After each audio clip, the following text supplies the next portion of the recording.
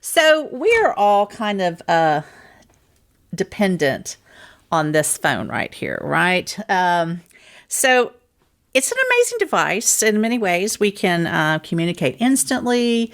We can find ourselves, pinpoint with our GPS where we are, help us find our way on a map. We can just have a simple search right at our fingertips. So it's kind of a wonderful little thing, this tool here. But you're going to kind of rain on our parade today. So, at a high level, what problem are you seeing with our phone use? Well, I think there are several, but the one I concentrate on is that it is a constant distraction to us. We've taken it for granted that we need to carry our phone with us all day long. Most people, they first thing they do when they wake up in the morning is look at their phone. Last thing they do before going to bed is look at their phone.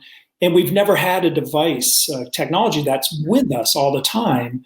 And what happens is it's constantly grabbing part of our mind, part of our attention, constantly distracting us. So, on the one hand, we have all these conveniences, we have all these riches of information and messages.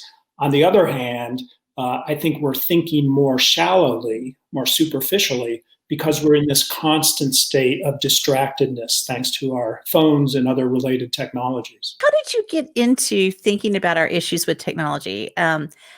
Because that really is where a lot of your latest focus has been. So, tell us about that. How did you that involved? Yeah, so it kind of comes out of my love of technology. I Mm. have been, as I said, a technology and science writer for a long time.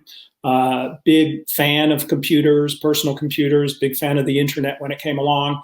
But about, I'd say, a dozen years ago, 2008, 2007, I began to realize that I seemed to be losing my ability to concentrate, to focus my mind.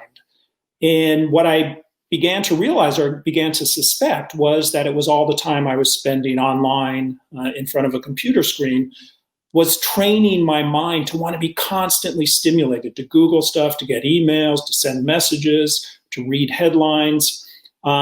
And I began doing research into how our brains are affected by technology and the history of technology.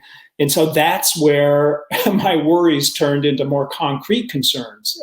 So it's really, it began as I guess you'd say, as an attempt at self-diagnosis to figure out what Mm. was going on inside my own mind. And then that broadened out from there.